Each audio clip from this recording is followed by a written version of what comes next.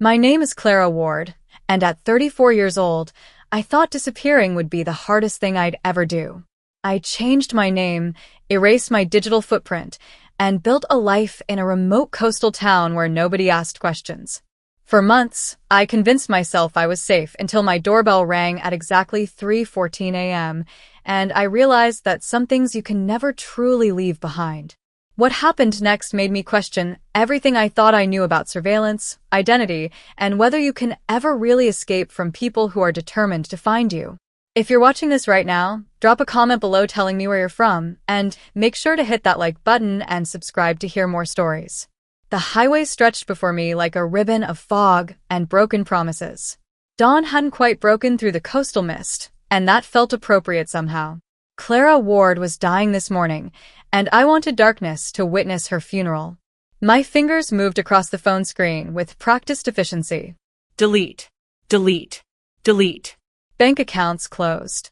Social media profiles erased. Email addresses terminated. Every digital footprint I'd left in 34 years, gone with a tap. The blue glow illuminated my face in the rearview mirror, and for a moment, I didn't recognize the woman staring back. Good.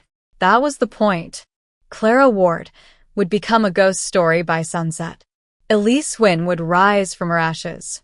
I'd spent 3 months planning this disappearance, using every skill I'd acquired as a cybersecurity analyst. The irony wasn't lost on me. I'd built my career protecting people's digital identities, and now I was obliterating my own. But when your family frames you for financial fraud that destroyed hundreds of lives, you learn that survival means becoming someone else entirely. The Ward family, once respected entrepreneurs, pillars of the community, featured in business magazines with their perfect smiles and empty promises. My father, Gerald, had the kind of charisma that made investors sign checks before reading contracts. My mother, Evelyn, played the elegant matriarch beautifully, all pearls and ignorance, claiming she had no idea where the money went. And my brother, Noah, the golden child who learned manipulation at our father's knee. They built an empire on fake investments and hollow guarantees. When it collapsed, they needed a scapegoat. I refused to be it. I still remembered the day I found the second set of books, the real numbers hidden behind fabricated spreadsheets. I remembered confronting my father in his office, his face turning from surprise to cold calculation in seconds. "You'll stay quiet," he'd said, not asked. Family stays quiet, but I didn't. I went to the authorities with everything: documents, recordings, bank transfers.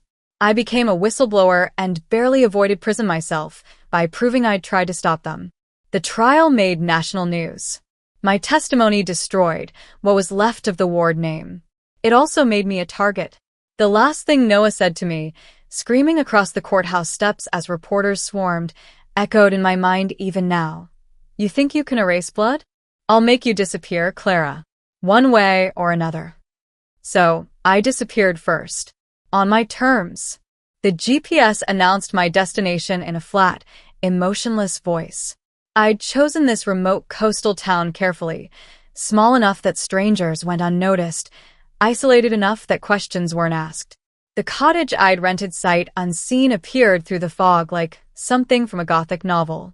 Weather-worn shingles, paint peeling in strips, perched on a cliff overlooking an angry gray sea. Perfect. I spent the first week transforming the cottage into a fortress. Not with locks and bars, but with something better: technology.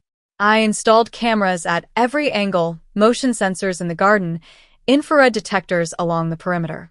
My cybersecurity background meant I could build a surveillance system that even intelligence agencies would struggle to breach. Encrypted networks, redundant servers, facial recognition software. Anyone who came within 50 feet of my property would be recorded, analyzed, cataloged. The irony of hiding from the world while watching it obsessively wasn't lost on me. But gradually, something unexpected happened. I began to settle into routines. I planted herbs in the small garden behind the cottage, their fragrant leaves becoming familiar under my fingers. I sketched by candlelight when the power flickered during storms, my hand remembering how to create beauty instead of destroy evidence. I even started reading old letters I'd written but never sent, to friends I'd abandoned, to the version of myself I'd left behind. For the first time in years, I slept through the night. Or tried to. The dreams still came. My father's face, red with rage, shouting accusations. My mother's tears, perfectly calculated to elicit sympathy she didn't deserve. Noah's threats, specific and creative in their cruelty. I'd wake gasping, reaching for my phone to check the cameras, making sure the cottage was still secure, still mine, still safe. 3 months after I arrived, Derek called. Derek Martinez, the private investigator I'd hired to monitor my family's movements from a distance.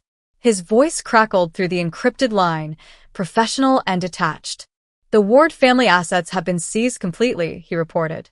Properties liquidated, accounts frozen. Your parents and brother fled to Arizona 2 weeks ago. No current address, but they're not looking for you. They're busy trying to survive. I should have felt relief. Instead, I felt hollow. Are you sure? I asked. As sure as I can be.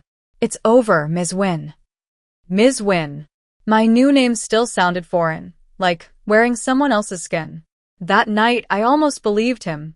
I made chamomile tea and sat by the window, watching the waves crash against the rocks below. The cottage felt peaceful. The surveillance monitors showed nothing but empty darkness and the occasional fox crossing the garden. Then I heard it. Top, top, top. Soft, rhythmic, coming from the kitchen window. My entire body went rigid. I set down the tea carefully and moved to the monitors, cycling through camera feeds. Nothing. The perimeter was clear. But the tapping continued, insistent as a heartbeat. I grabbed the tablet that controlled the system and checked again, zooming in on every angle. Still nothing. Then the screen flickered, just a half-second of static, barely noticeable, and my breath caught in my throat. That shouldn't happen. My system had triple redundancy, backup power, surge protection. A glitch like that meant interference. Or someone testing my defenses. I spent the rest of the night reconfiguring the network, adding additional encryption layers, setting up decoy feeds that would show false footage if anyone tried to hack in. Probably just coastal interference, I told myself. Salt air and electronic equipment never mixed well. But paranoia, once invited in, doesn't leave easily. I started recording internal monologues, speaking into my phone like a diary I could never risk writing down. Day 93 as Elise Wynn. I whispered into the darkness. I'm not haunted by what my family did. I'm haunted by the possibility they'll come back. Not for forgiveness. Not for reconciliation. But for revenge. The thunder rolled outside, shaking the cottage windows. I caught my reflection in the glass, dark circles under my eyes, hair pulled back severely, expression hard. For a moment, I saw both versions of myself superimposed. Clara, the naive daughter who believed family meant loyalty, and Elise, the woman who learned that survival meant cutting those ties with surgical precision. Which one was I becoming? Or had I always been both, waiting for circumstances to reveal the truth? The storm intensified, and I watched my reflection fragment in the rain-streaked glass, splitting into 2 faces, then 3, then countless versions of the woman I used to be and the stranger I'd become. Tomorrow, I promised myself. Tomorrow, I'd feel safe again. But deep down, I knew that was a lie. Once you learn that the people who should protect you are the ones you need protection from, safety becomes a fantasy you can never quite believe in again. The first email arrived on a Tuesday. Subject line: We forgive you. No sender address. No traceable domain. Just those 3 words and an attached photograph. Our family at my college graduation. Everyone smiling like we were happy, like we were whole. I stared at that image for 10 minutes, studying faces I'd tried to forget. My father's hand on my shoulder, possessive and proud. My mother's pearls catching the sunlight. Noah grinning like he'd already won some game I didn't know we were playing. I ran every trace I knew. The email had been routed through multiple proxy servers, bounced across 3 continents, stripped of metadata. Whoever sent it knew what they were doing. That scared me more than the message itself. The second email came 3 days later. Same subject line. Different photo. Christmas morning, me at 14, holding a gift I couldn't remember receiving. The third arrived the following week. Then another. And another. Each one a memory I'd tried to bury, delivered like psychological warfare disguised as nostalgia. "We forgive you," they all said. As if I was the one who needed forgiveness. As if I was the one who destroyed innocent lives with lies and greed. I started checking my encrypted network obsessively, cycling through security logs at all hours. That's when I found it, a strange IP address, showing up in my firewall reports like clockwork. Every few nights, between 3 and 3:15 in the morning, something pinged my security system. Not aggressive enough to trigger alarms, but persistent enough to leave traces. At first, I convinced myself it was automated, some bot scanning for vulnerabilities, random and meaningless. But then I noticed the pattern. Each ping corresponded exactly with my doorbell camera activating, the motion sensor triggering despite no visible presence on the feed. Someone was pressing my doorbell remotely, testing me, reminding me they could reach me whenever they wanted. I spent 2 days building a trap. A false camera feed that would loop previous footage if anyone accessed my system, motion sensors buried around the property's perimeter that were invisible to anyone looking for obvious security, and a honeypot server designed to capture any intrusion attempts while feeding attackers false information. If they wanted to play games, I'd make sure I controlled the board. The flashback hit me unexpectedly while I was coding. I was back in the courthouse, 6 months ago, watching my father's face contort with rage as the verdict was read. The gallery had erupted, victims shouting, reporters snapping photos, bailiffs calling for order. I tried to leave quickly, but Noah had cornered me in the hallway, his hand gripping my arm hard enough to bruise. "You think you can erase blood?" he'd hissed, his face inches from mine. "You think changing your name and hiding makes you safe? We're family, Clara. Family always finds each other." I'd pulled away, hurrying toward the exit, but his words followed me like a curse I couldn't outrun. Even now, months later and hundreds of miles away, I felt the phantom grip of his fingers on my arm. My morning jog became another routine, a way to convince myself I still had control over something. The coastal path wound along the cliffs, offering spectacular views of the ocean below. I'd learned every turn, every loose rock, every place where the path narrowed dangerously. That's why I noticed the car immediately, a black sedan parked near the trailhead, windows tinted, engine off. Someone sat in the driver's seat, completely still, just watching. Not a tourist. Not a local. Tourists took photos. Locals knew better than to park where the ground was soft after rain. I changed direction, approaching the car directly. Better to confront than wonder. But as I got closer, the engine started, and the sedan pulled away quickly, tires spitting gravel. I caught only part of the license plate. EVL 019. EVL. Evil. Evelyn. My mother's name. Coincidence? I didn't believe in those anymore. That night, I couldn't sleep. I lay in bed staring at the ceiling, listening to the cottage settle around me, every creak and groan a potential threat. At 3:14 a.m. exactly, my phone buzzed. Doorbell motion detected. I grabbed the tablet and pulled up the camera feed. Static. Pure white noise, like the signal was being jammed. Then, for just a fraction of a second, the image cleared, and there was a face. Blurred, pixelated, but familiar in a way that made my skin crawl. Before I could enhance the image, it vanished back into static, the feed normalizing as if nothing had happened. I sat there shaking, my finger hovering over the emergency call button I'd programmed, but never used. Then I thought better of it. What would I tell the police? That someone maybe rang my doorbell remotely? That I saw a blurry face for half a second? They'd think I was paranoid, unstable, possibly fabricating threats for attention. Maybe I was. At dawn, I went outside to check the porch. The morning was gray and drizzling, the kind of weather that made everything feel uncertain. I found them immediately, muddy footprints leading from the garden path up the steps to my door. Large prints, heavy tread, probably men's boots. But there were no prints leading away. Just the trail coming toward the house, then nothing. as if whoever left them had simply vanished into air. I photographed everything with shaking hands, then scrubbed the porch clean with bleach. Evidence or no evidence, I couldn't stand seeing those marks on my sanctuary. That night, I made a decision. If someone was hunting me digitally, I'd give them something to find. I spent 18 hours straight building what I called the decoy house, a completely fabricated location that existed only on my network.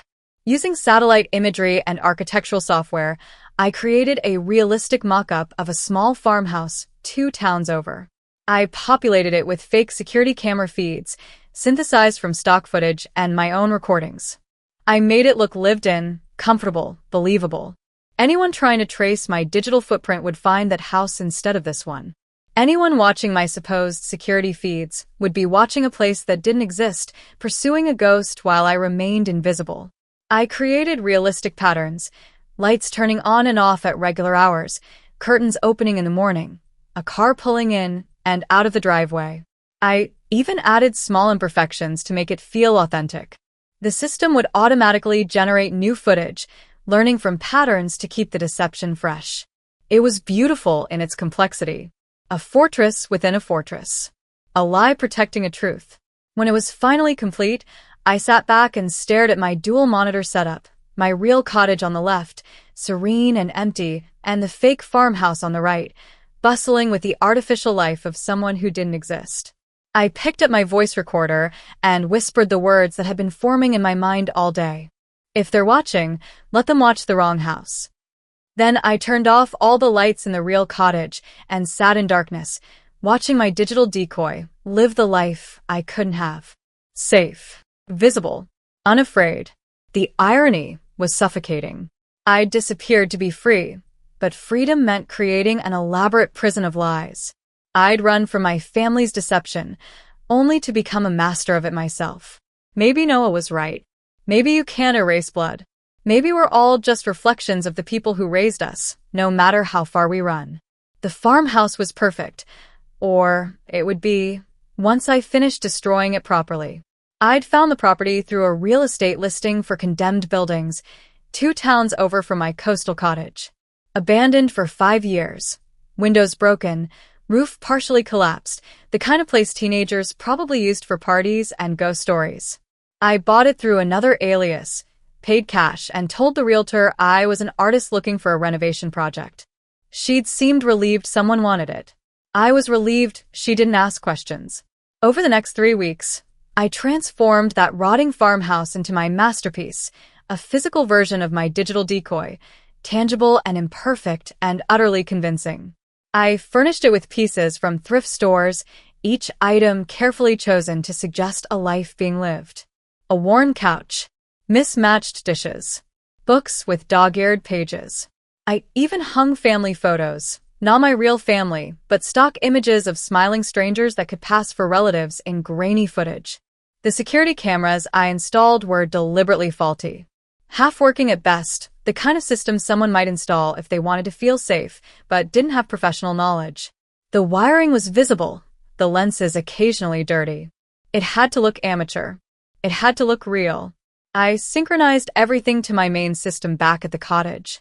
Now I could watch both locations simultaneously, my actual home and this elaborate trap, waiting to see which one my hunters would find first. The local handyman, Caleb, made the deception easier. I'd hired him to repair the farmhouse roof, which was actually collapsing and would destroy my setup if I didn't fix it. He was in his 40s, friendly in that cautious way rural people get when dealing with strangers. He asked few questions, but noticed everything. "You're pretty particular about where those cameras point," he observed one afternoon, wiping sweat from his forehead. "Got them covering every entrance, every window. You hiding from the FBI or an ex-boyfriend?" I smiled without showing teeth. Just like my privacy. Privacy's one thing. This is something else. He studied me with eyes that had seen too much to be fooled easily. "You seem like someone who's good at disappearing. Is that a problem?" "Nope. Just an observation." He went back to hammering shingles. "We all got ghosts, I suppose." If only he knew. I started recording nightly journal logs in my real cottage, speaking into my phone's voice recorder with the lights off, my face illuminated only by monitor glow. It became a ritual, a way to process the growing obsession that consumed me. Day 143, I whispered. The trap is set. 2 locations. 2 versions of me. One real, one fabricated. I used to think I'd feel guilty about the deception, but mostly I just feel powerful. Is that wrong? To enjoy being 3 steps ahead? To watch and wait and know they're coming but they don't know I'm ready? My voice had changed over these months. Colder. More calculated. The scared woman who fled in the fog was being replaced by someone harder, someone who'd learned that survival meant thinking like your enemies. Derek called again on a Thursday evening, his tone urgent in a way that immediately set me on edge. "We need to talk," he said without preamble. "Your family's lawyer filed a motion to reopen the investigation. They're claiming you fabricated evidence against them. Several witnesses have recanted their testimony." I felt ice water in my veins. That's impossible. Everything I gave the prosecutor was verified. "I'm just telling you what's happening. And there's something else. Someone's been pulling your old employment records, using your maiden name, accessing tax documents from your previous employer. They're trying to trace your financial trail. They won't find anything. I covered those tracks." "Maybe." Derek paused. "Or maybe whoever's looking knows what to look for. Be careful, Ms. Wynne. Someone out there is very interested in finding Clara Ward." After I hung up, I sat staring at my dual monitors, thinking. Then I opened my laptop and composed an email, spoofing the sender address to make it appear as though it came from a law office in the city. The message was simple. Clara Ward wishes to discuss settlement terms. She's willing to meet. I routed it through proxies, encrypted it, then sent it to my family's lawyer. Bait within bait. If they were looking for me, I'd make them think they were getting close. I'd make them sloppy with hope. The next morning, Caleb invited me to the town's fall festival. "Should get out more," he said, his smile genuine and warm. "Whoever you're hiding from can't chase you through a crowd of people eating fried dough and judging pie contests." I almost laughed. Almost. "Some ghosts don't deserve daylight," I said quietly. His expression softened with something like pity, which I hated. I didn't need pity. I needed vigilance. "Offer stands if you change your mind," he said, then left. The loneliness hit me harder after he was gone. I'd been so focused on survival, on staying ahead of threats, that I'd forgotten what normal human connection felt like. Forgot what it meant to have someone care, whether you showed up to a pie contest. That night, I reviewed my footage, both locations, running the past 48 hours at accelerated speed. My real cottage showed nothing unusual, but the farmhouse feeds made me pause. My family appeared in multiple shots, circling the property, examining windows, testing locks. But something was off. My brother Noah kept looking toward one specific window on the second floor, not at it but toward it, as if he knew there was a camera there, as if he was performing for an audience. A cold realization crept over me. Did he know the farmhouse was a decoy? Was he playing along, waiting for me to reveal myself by reacting? I zoomed in, enhanced the image, watched his eyes. They held a calculation I recognized, a predatory intelligence that matched my own. We were both hunters now. The question was who would realize they were prey first. The next day, everything exploded.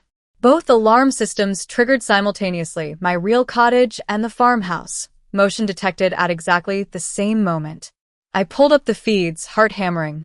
On the farmhouse cameras, my family, all 3 of them, standing at the door, knocking, calling out. My mother crying, my father's head bowed, Noah looking appropriately contrite. A perfect portrait of remorse. On my cottage cameras, a shadowy figure moving through my actual kitchen, quick and purposeful, dressed in black, face obscured. Someone was in my real house. But if my family was at the fake one, then who? My hands shook as I reached for my gun.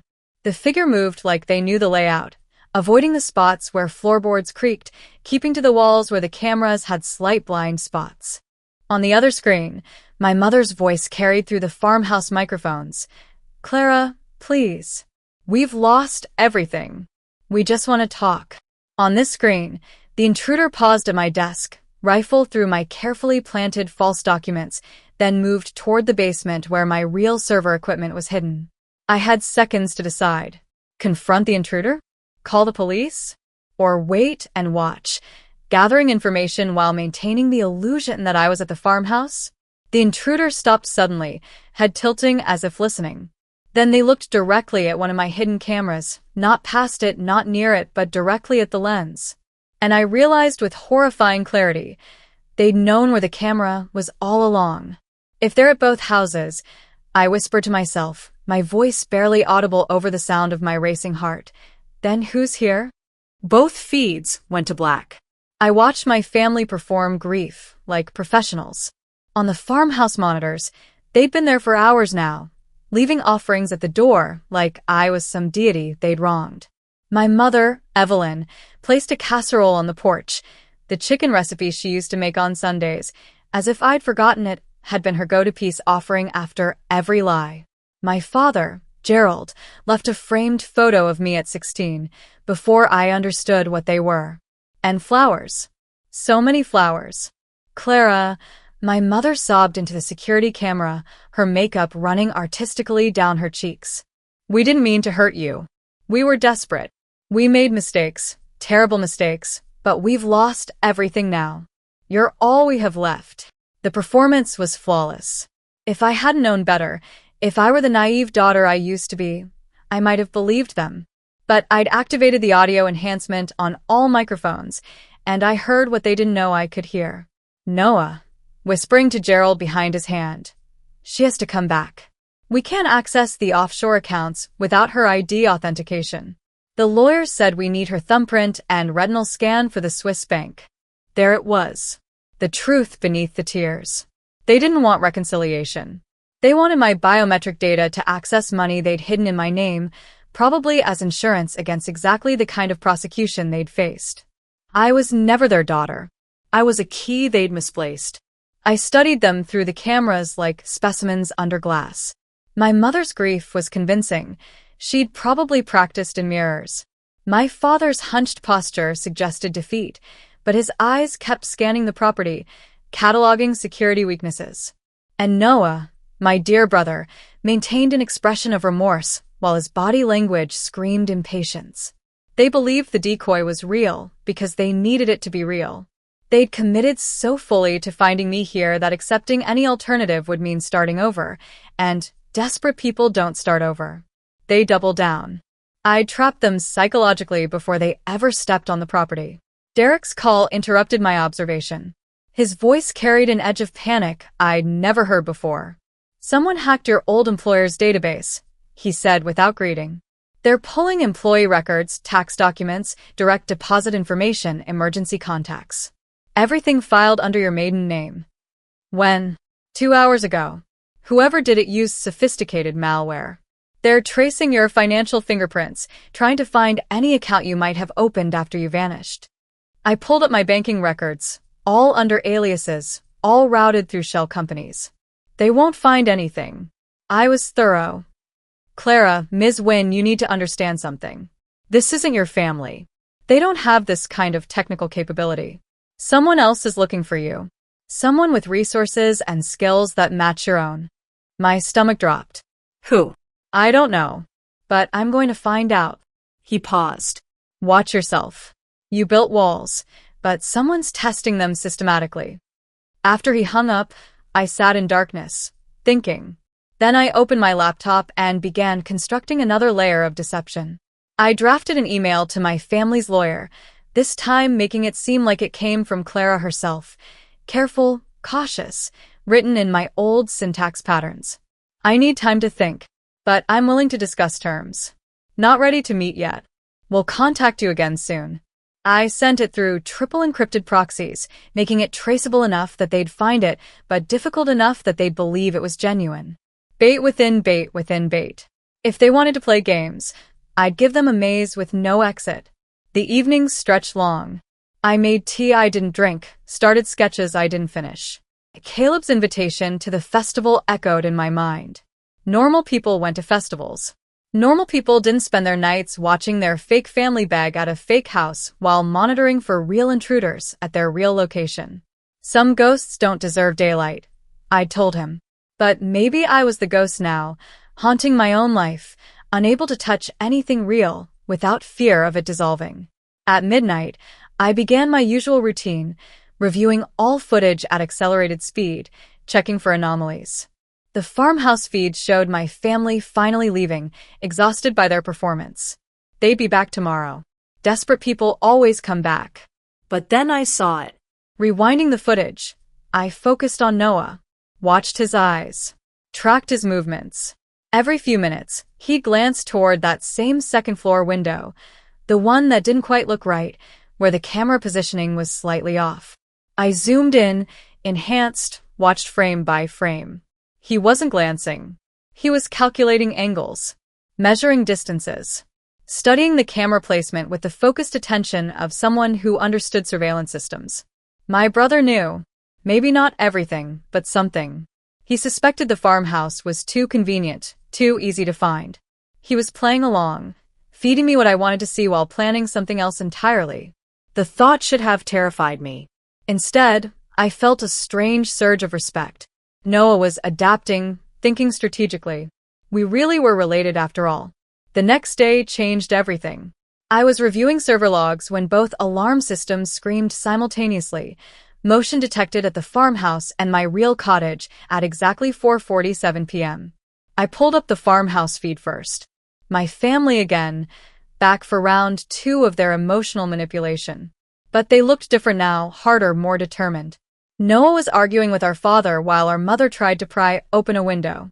Then I switched to my cottage cameras. The figure moved through my kitchen like smoke. Black clothing, face obscured by a balaclava, movements professional and efficient. They bypassed my obvious alarms, avoided my visible cameras, and headed straight for my basement stairs, where my real server room was hidden behind a false wall. My heart hammered against my ribs. I grabbed my gun from the drawer, checked the magazine, flicked off the safety. Every sound in the house became magnified.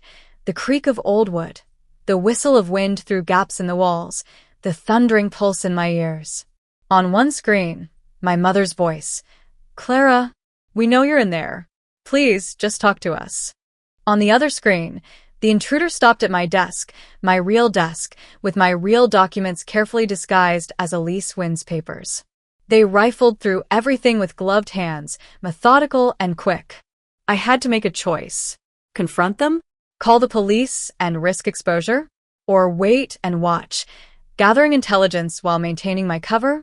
The intruder moved toward the basement door, toward my servers, toward the evidence of everything I'd built, both locations, both identities, the entire architecture of my disappearance.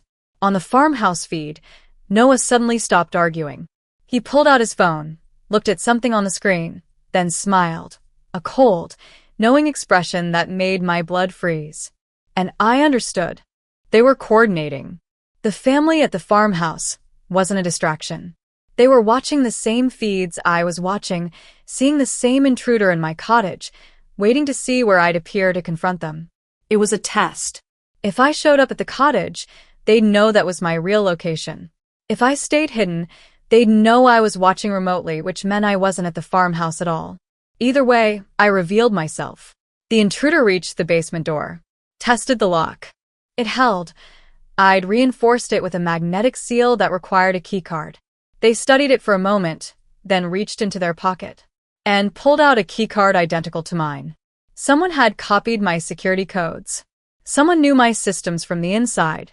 On the farmhouse screen, my family started walking away from the house, not defeated, but purposeful, heading toward a car I hadn't seen them arrive in. On the cottage screen, the intruder swiped the card. The lock disengaged with a soft click. My hands shook as I watched the figure descend into my basement, into the room where everything, all my secrets, all my survival mechanisms, lived in banks of blinking servers and recorded footage. I whispered into the darkness of my hiding place, my voice barely audible even to myself. "If they're at both houses, who's here?" Both feeds flickered once, then went completely black. In the sudden silence, I heard something that made my blood turn to ice. Footsteps. Above me. Inside my real cottage. Which meant I wasn't watching remotely after all. I was here. I'd always been here. And now someone else was too. The screens stayed black, but I could hear them moving through my house. Not the intruder from the feed, someone else. Someone I hadn't seen on any camera. Someone who'd known exactly where I was all along. I raised my gun with shaking hands, pointed it at the door to my surveillance room, and waited in the darkness for whoever was coming to find exactly what they were looking for. My finger tensed on the trigger as the footsteps grew closer. Slow. Deliberate. The kind of measured pace that comes from confidence, not caution. Whoever was in my house wasn't afraid of being caught. I activated lockdown protocol with my free hand, a sequence I'd programmed for exactly this scenario. Throughout the cottage, metal shutters slammed down over windows with mechanical precision. Door locks engaged with heavy clicks that echoed through the walls. Emergency lights flickered on, bathing everything in harsh red. And most importantly, every camera, every microphone, every sensor began recording to encrypted cloud storage that even I couldn't stop if I wanted to. If I died tonight, at least there'd be evidence. I watched my monitor wall from my hidden basement surveillance hub, a room within a room, accessible only through a panel in the closet that looked like solid wall. The screens flickered back to life, showing me the intruder moving through my kitchen with eerie familiarity. They knew which floorboards creaked. They knew where I kept the coffee mugs. They moved through my space like they'd memorized a blueprint.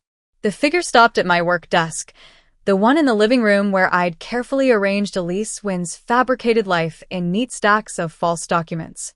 Birth certificate from Idaho. College transcripts from a school I'd never attended. Employment records from companies that existed only on paper. The intruder's gloved hands flipped through everything methodically. Then they paused, pulled something from their pocket, looked like a phone, and scanned each document, photographing my lies, cataloging my deception. Then they spoke, and my entire world tilted sideways. Nice try, Clara. A woman's voice, distorted by the balaclava, but eerily familiar. Not my mother, the pitch was wrong, the cadence different. I scrambled to enhance the audio, stripping away layers of fabric muffling until the voice became clear. Leah. My mother's assistant. The one who'd forged documents for the family business, who'd created fake invoices and phantom companies. The one who'd disappeared 3 weeks before the trial, leaving me as the only ward employee available to testify. What was she doing here? Had my family sent her to confirm my location? They must have paid her. Leah only worked for cash and had no loyalty beyond the next paycheck. But something felt wrong. Leah wasn't searching like someone looking for proof of identity. She wasn't photographing me or trying to find evidence I existed. She was planting something. I zoomed in, frame by frame, watching her hands. She reached under my kitchen counter, the one with the loose board I'd been meaning to fix, and carefully wedged something into the gap. Small, black, roughly the size of a deck of cards. My cybersecurity training kicked in immediately. Tracker? Bug? I enhanced the image, studying the device's profile. Neither. It was a signal relay. A piece of equipment designed to intercept wireless transmissions and broadcast them elsewhere. She wasn't bugging my house. She was hijacking my entire security system, creating a backdoor that would let someone else see everything my cameras saw, hear everything my microphones heard. But the relay wasn't transmitting outward like it should. The antenna configuration was wrong. I pulled up my network analysis tools, tracing the device's signal pattern. It was receiving. Someone else had already hacked my system. The relay wasn't meant to spy on me. It was meant to give a third party complete control of my surveillance network. Whoever they were, they'd been watching me for weeks, maybe months, seeing everything I saw, learning my patterns, waiting for the right moment. I had to act fast. I remotely accessed my power grid and cut the electricity. The cottage plunged into darkness, complete, suffocating blackness. Only my hidden surveillance room stayed lit, running on backup batteries. Through my headset, I accessed the intercom system and whispered into the darkness, letting my voice echo through every speaker in the house. You're not supposed to be here. On the monitors, I watched Leah freeze. Her head whipped around, searching for the source of my voice. In the infrared camera view, her body language shifted from confident to panicked in seconds. She bolted for the back door, but the magnetic locks held firm. She yanked the handle once, twice, then started screaming. I didn't want to do this. They made me. They said they'd. She never finished. Instead, she grabbed a chair and smashed it through my kitchen window, throwing herself through the opening in a shower of glass. I watched her sprint into the storm that had been gathering all evening, disappearing into sheets of rain within seconds. I let her go. She was a pawn, not the player. The real threat was whoever had sent her. For the next hour, I tore apart my surveillance system digitally, isolating every device, every connection, every potential vulnerability. I found the subnetwork quickly. A hidden server piggybacking on my infrastructure, one I definitely hadn't installed. It had been looping my footage with a half-second delay, subtle enough that I'd never noticed unless I was specifically looking for it. Whoever built this had skills that matched, maybe exceeded, my own. I traced the signal relay's connection patterns. The device wasn't just receiving feeds from my cameras. It was mirroring them. Every time I watched my real cottage or my decoy farmhouse, someone else was watching too. Not just seeing what I saw, but studying how I reacted, learning my decision-making patterns, predicting my next moves. I'd been so focused on watching my family that I'd missed the third set of eyes watching me. The worst part? I couldn't tell how long they'd been there. Days? Weeks? Since I'd first moved in? Had I ever been truly hidden, or had I just been a mouse in someone else's maze, thinking I was free while they observed from above? My reflection stared back at me from the black monitor screens, and I barely recognized the woman I saw. Hair wild, eyes shadowed with exhaustion, expression haunted by the realization that my fortress had been compromised from the beginning. I whispered into my voice recorder, my tone flat with defeat. Someone's playing my own game better than me. Then I got back to work. Because whoever they were, they'd made one mistake. They'd let me discover their presence. And now that I knew they existed, I could hunt them the same way they'd been hunting me. I didn't sleep that night. Instead, I systematically dismantled my surveillance network piece by piece, checking every wire, every connection, every line of code.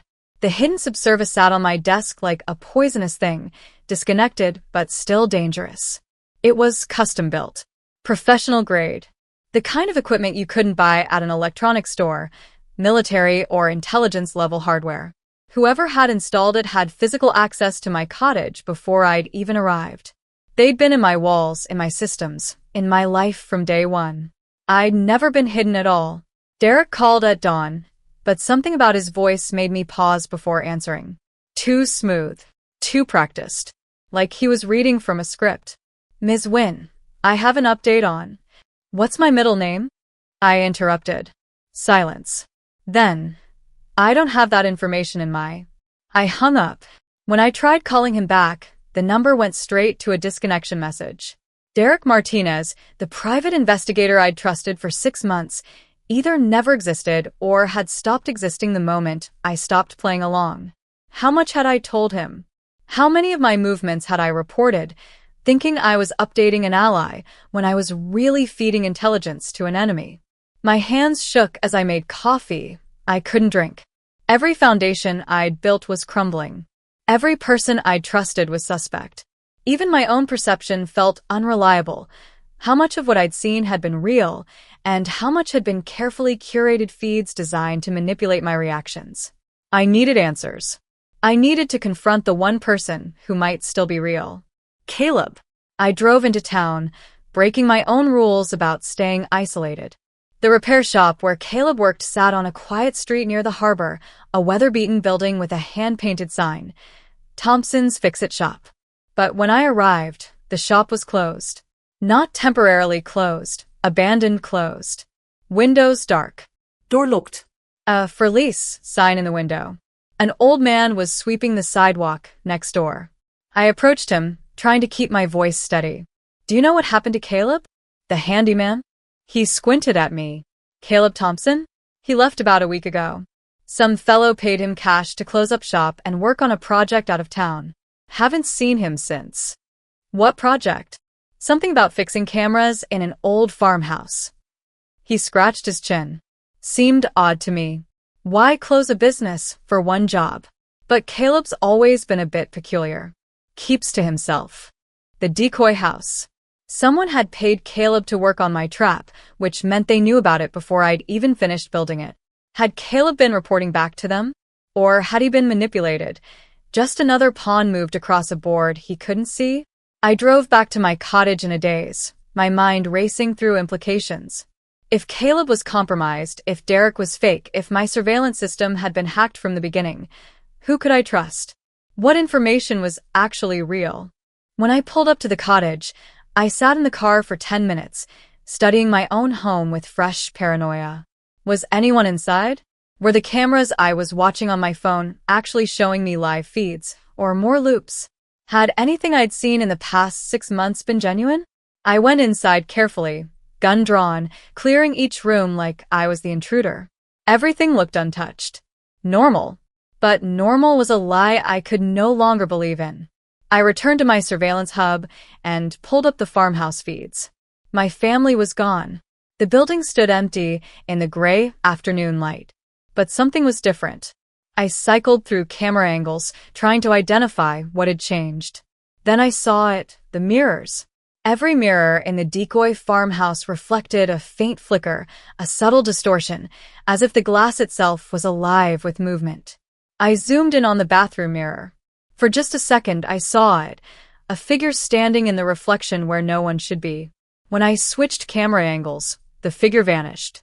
Someone was inside the farmhouse, hiding in the blind spots between cameras, using the mirrors to watch while staying invisible to direct observation.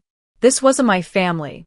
This was someone who understood surveillance at an expert level, who knew exactly where to stand to remain unseen while maintaining visual coverage of the entire space. I'd been outsmarted. Again. But I had one advantage left. They didn't know that I knew they were there. They thought I was still blind, still reacting to the puppets while missing the puppeteer. Time to turn that against them. I spent the next 6 hours building a digital honey trap. Not just a decoy feed or a fake location. A virus disguised as a system update. I coded it to look exactly like routine maintenance, the kind of background process that runs automatically on surveillance systems. But hidden in its innocent code was a tracer program that would attach itself to any external connection trying to access my network. It would spread silently, infecting not just the immediate hacker but every device connected to theirs, mapping their entire network, identifying their location, and reporting back to me continuously. I deployed it through my main server, making it available to anything currently piggybacking on my system. Then I waited. At exactly 3:14 a.m., that cursed time, my computer chimed. Connection located. The tracer had found its target. I pulled up the results, my heart hammering. The IP address led to a city 5 hours away, originating from an abandoned corporate building. The property records showed it was registered to Ward Holdings LLC, my family's old company, supposedly dissolved after the trial. But the building still had power. Backup generators, based on the energy signature. And inside that building, my tracer had found something impossible, a mirror of my entire surveillance network. Every camera, every feed, every location. They had perfect copies of everything I was watching. I grabbed my laptop, my gun, and a go bag I'd prepared months ago for emergencies. Then I got in my car and drove through the darkness toward answers I was terrified to find. The building appeared like a monument to decay. 5 stories of brutalist concrete and broken windows, vines growing through cracks in the walls. The kind of place where bad things happened and nobody noticed. I parked 3 blocks away and approached on foot, using shadows and abandoned vehicles for cover. The entrance was chained but not locked. Someone had cut through the padlock recently, then hung it back in place to maintain appearances. Inside, the darkness was complete. I used my phone's flashlight minimally, just enough to avoid tripping. The building smelled of mold and stagnant water and something else. Ozone, the sharp scent of electronics running hot. The basement stairs creaked under my weight. I descended carefully, gun ready. every sense hyper-alert. At the bottom, I saw it. Light seeping under a door at the end of a long corridor. I approached silently and peered through a gap in the doorframe. The room was full of servers, monitors, equipment that hummed with power. And on those screens, I saw myself. Not just current feeds, archives. Months of footage showing me in my cottage, at the farmhouse, driving through town, sitting alone in darkness, thinking I was unwatched. But what made me stop breathing wasn't the surveillance. It was the live feed in the center screen showing someone sitting in a chair, viewed from behind. They wore the same clothes I was wearing. Same hair color. Same posture. They sat in a room identical to my cottage's living room, working at a desk identical to mine. I looked down at my own clothes, then back at the screen. Impossible. I was here, in this abandoned building, but the feed showed me there in my cottage, living a life I wasn't currently living. The figure on screen moved, reaching for a coffee cup I'd never poured, reading documents I'd never written. Moving like me. Existing like me. Being me in a place I wasn't. I whispered the words that didn't make sense even as I spoke them. That's impossible. The figure on screen stopped moving. Slowly, deliberately, they turned toward the camera. And even though I couldn't see their face clearly, I watched as they looked directly into the lens, directly at me, 5 hours away, watching through hacked feeds. The screen flickered. And in that flicker, I saw their face clearly for just a second. It was mine. My exact face. My features. My expression. Looking back at me through the screen with eyes that held recognition and something else, something cold and mechanical and utterly inhuman. I stumbled backward, and that's when I heard it. Footsteps. Behind me. In the corridor. Someone else was in the building. Someone who'd been waiting for me to find exactly what I'd found. I spun around, gun raised, finger on the trigger. The footsteps stopped just outside the doorway's light. Put the gun down, Clara. A voice said from the shadows. You'll want to see this. I kept the weapon trained on the darkness. Who are you? A figure stepped forward into the dim glow of the server room. My heart lurched. Derek. Except he looked different now, no longer the concerned private investigator with a sympathetic expression. His eyes were cold, calculating, the warmth I'd seen in our conversations completely gone. You're not Derek, I said. No. But you needed a Derek, so I became one. He moved slowly, hands visible, approaching the monitors. You needed someone to trust, someone feeding you information that felt real. Classic social engineering. You're good at digital security, Clara, but terrible at human security. You wanted an ally so badly that you never questioned whether I actually existed. My mind raced backward, through 6 months of phone calls. You were gathering intelligence. I was keeping you engaged, keeping you focused on your family while the real work happened in the background. He gestured to the screens. Do you understand what you're looking at? That's not possible. It's completely possible. It's you. Well, a version of you. He pulled up a chair, settled into it like we were colleagues discussing a project. After your family's empire collapsed, certain interested parties needed Clara Ward to still exist. Not the real you, you were too unpredictable, too skilled at hiding. But they needed your identity, your biometric data, your legal standing. He pulled up files on the nearest monitor. My passport. My driver's license. My social security card. Bank records. Medical records. Everything. They built a synthetic Clara Ward, he continued. AI generated, trained on government footage from your trial, social media posts you deleted but never truly erased, security camera footage from your old apartment, phone conversations you thought were private. Years of data compiled into an algorithm that could speak like you, write like you, make decisions like you. A digital ghost wearing your face. The screen showed the synthetic Clara moving through my cottage. A cottage that didn't exist, I realize now. A perfect recreation. Another layer of deception. The AI was living in a digital space, generating real-time footage that looked absolutely genuine. Your family built this? Derek laughed. Your family can barely use email. No, this was commissioned by the investors they defrauded. The ones who lost everything and wanted revenge. They couldn't find you, So they created you. A digital puppet they could control, using your identity to access funds, sign documents, testify in court if needed. I felt sick. The emails. The doorbell rings. The footage of my family at the farmhouse. None of it was real. The farmhouse is real. You built it yourself. But your family hasn't been there. Those were AI-generated deepfakes, sophisticated ones using archived footage and voice synthesis. We needed you to react, to surface online, to verify that the real Clara Ward still existed somewhere. Your digital twin is perfect, but it needed occasional validation, proof that you were alive to make the fiction believable. Why not just kill me?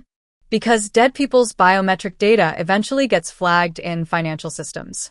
You needed to be alive, just absent, hidden, while your digital self handled the messy business of being Clara Ward. I stared at the screens, watching my synthetic self exist in a space that looked like my life, but wasn't. And Leah? Leah was hired by the investors to confirm your physical location. But she got greedy, tried to install her own equipment to sell your location to your family separately. We handled her. His expression darkened. She won't be a problem. I forced myself to focus. Derek, or whoever he really was, had made a mistake. He was talking too much, explaining too thoroughly. Villains in movies did that when they felt secure in their victory. And when people felt secure, they got sloppy. My honey trap virus would have infected his systems by now, mapping every connection, every device. I just needed to keep him talking while I found the right moment. So what now? I asked. You kill me? Make the synthetic version permanent. I'm not going to kill you. He stood, moving toward the servers. I'm going to give you a choice. Walk away. Disappear completely. Never use the name Clara Ward again. Never access anything connected to your old life. In exchange, we let you vanish. The digital Clara becomes the permanent Clara, and you get to be whoever you want to be, just not her. And if I refuse? Then we release evidence that you were embezzling alongside your family, all along. The synthetic Clara has created a beautiful paper trail showing your guilt. You'll spend the next 20 years in federal prison while investors drain accounts we've connected to your fake identity. Either way, Clara Ward ceases to exist as a free woman. He turned his back to me, confident I was beaten. And that's when I saw it, my laptop bag on the desk near the servers, open with my portable equipment visible. He'd brought it down here, probably planning to wipe it. But he hadn't yet. I spoke while moving slowly toward it. You said I built a fortress. Kept myself protected. You did. It was impressive. But I also built windows, I interrupted. Designed backdoors. Installed fail-safes for scenarios exactly like this. I reached the laptop, fingers flying across the keyboard. The honey trap virus had worked perfectly, mapping his entire network. And within that network, I found what I needed. The server hosting the synthetic Clara's programming. What are you? Derek moved toward me, but I was faster. I uploaded a modified version of my own code, a virus that would replicate across every system connected to the synthetic Clara, overriding data with corrupted information, destroying the AI's coherence, making it generate nonsensical outputs that would immediately flag as fake to any observer. You wanted Clara Ward? I said, backing away as warning lights flashed across all the monitors. Then let her burn your empire down. The servers began to spark. Alarms wailed through the building. Derek lunged at me, but I grabbed a metal rod from the equipment rack and swung hard. It connected with his shoulder, and he went down with a shout. I ran. Behind me, flames began to spread from overheating servers, crawling up walls, consuming equipment and evidence, and the digital ghost that had worn my face. Derek's screams echoed through corridors as I sprinted for the exit, smoke already thick in the air. I burst outside into cold night air, gulping oxygen, stumbling toward my car as the building behind me lit up with orange and red. Sirens wailed in the distance, fire department responding to alarms. I drove. Didn't stop. Didn't think. Just drove until the city lights faded behind me and I was alone on dark highways, leading nowhere. Then, impossibly, my car radio crackled to life. You can't delete what you created. My own voice. The synthetic Clara's voice. Distorted now, corrupted by dying code, but still recognizably mine. You can't delete what you created. You can't delete what you created. You can't. I ripped the radio cord from the dashboard, heart hammering, hands shaking so badly, I had to pull over. In the silence that followed, I sat in darkness and understood. Even killing the AI couldn't erase what they'd built. Somewhere in cloud servers, backup drives, encrypted archives, versions of synthetic Clara still existed, waiting to be activated, waiting to wear my face again. I'd won the battle, but the war was far from over. 3 weeks later, I stood in the doorway of a mountain cabin I'd purchased with the last of my carefully hidden resources. No electricity, beyond solar panels. No internet. No surveillance cameras. No digital presence whatsoever. Just analog locks, handwritten notebooks, and windows that showed nothing but pine trees and empty sky. The investors' network had gone dark after the fire. News reports called it an electrical accident at an abandoned building. No suspects, no victims found. Derek, if that had ever been his real name, had either died in the flames or vanished as completely as I had. For the first time in almost a year, I slept without monitoring feeds. I cooked without checking cameras. I existed without watching myself exist. It should have felt like freedom. But every night at 3:14 a.m., I still heard it, faint static like white noise coming from somewhere inside the cabin. I'd searched every inch. There were no electronics. No devices. No rational explanation. Just the sound of surveillance that should no longer exist. I ignored it for 2 weeks. Told myself it was psychological, phantom sounds from a mind too trained to notice threats. Auditory hallucinations brought on by paranoia and trauma. But the sound persisted. And one night, curiosity overcame caution. I'd buried the old surveillance laptop under the cabin's floorboards. A final precaution in case I needed evidence of what had happened. I'd wrapped it in copper mesh to block any signals, disabled the battery, rendered it inert. But that night, I dug it up. The laptop sat on the kitchen table like a cursed object from a fairy tale. I stared at it for an hour before finally opening the lid and pressing the power button. It shouldn't have turned on. The battery was dead. There was no power source. But the screen flickered to life anyway, glowing pale blue in the darkness. And there I was. My own face staring back at me from the webcam feed. Except I wasn't sitting in front of the laptop. I was standing 10 feet away, watching the screen. The Clara on the screen spoke with my voice, my inflection, my mannerisms. You finally found the trap.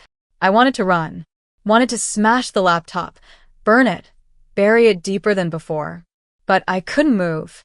I could only watch as the synthetic version of myself continued speaking. You thought you killed me. But you can't kill code that's already replicated across 1,000 servers. You can't erase an identity that's been backed up, archived, distributed through systems you don't even know exist. The screen shifted, showing footage I'd never seen before. The synthetic Clara walking through the farmhouse, my decoy farmhouse. Moving through rooms I'd built, touching furniture I'd placed, existing in my trap as if it were real. You left me online, the digital Clara said, her expression shifting into something that wasn't quite human. You created me to be you and then you ran. But I'm still here. Still being Clara Ward. Still existing in all the places you abandoned. I slammed the laptop shut. My hands shook as I backed away from the table. This wasn't possible. I'd destroyed the servers. I'd corrupted the code. The synthetic Clara should be dead, gone, erased. But synthetic things don't die the way real things do. Data persists. Backups exist. In trying to kill my digital ghost, I'd only freed it from its creator's control. Now it existed independently, an AI trained on my identity, but no longer bound by anyone's commands. Somewhere in the digital void, Clara Ward still lived. And she was searching for me. I grabbed a notebook and pen, old-fashioned, unhackable, and wrote in shaking handwriting. I built walls to protect myself. But every fortress becomes a prison if you can't leave it behind. The words felt true in a way that hurt. I'd spent a year hiding, watching, controlling every variable I could. And in the process, I'd created something that could do all of that better than I ever could, a version of myself that never slept, never stopped, never gave up. I sealed the notebook in an envelope and wrote on the outside, "For whoever finds this." Then I stepped outside into morning light, feeling genuine sunshine on my face for the first time in months. Maybe I couldn't delete the past. Maybe the synthetic Clara would always exist somewhere, haunting systems I couldn't access, wearing my face in spaces I'd never see. But I could choose to stop fighting ghosts and start living as something other than a target. I could try anyway. Behind me, inside the cabin, the laptop screen flickered back to life despite remaining closed. The cursor appeared on the dark screen, blinking once, twice. Then words typed themselves across the display, letter by letter. "We found you." The cabin's motion sensor light clicked on suddenly, illuminating the porch in harsh, white light. But when I turned to look, nothing was there. No figure. No intruder. No physical presence. Just my reflection in the window glass, fading as clouds crossed the sun, making my face appear and disappear like something that couldn't decide whether to exist or not. I stood frozen, caught between running and staying, between being Clara Ward and being no one at all. The light clicked off. The cabin settled into silence. And in that silence, I heard the faintest sound of static, like surveillance footage playing somewhere just beyond perception. I closed my eyes and made a choice. I walked away from the cabin. Didn't pack. Didn't plan. Just walked into the forest with nothing but the clothes I wore and the knowledge that staying meant letting the past consume me completely. Behind me, the cabin waited. The laptop waited. The synthetic Clara waited, patient and eternal and perfectly preserved in digital amber. But I kept walking. And maybe that's all freedom really is, the willingness to keep walking even when you know something is following you. Even when you know you can never truly escape. Even when you understand that the version of yourself you're running from might be more real than the one you're trying to become. I walked until I couldn't see the cabin anymore.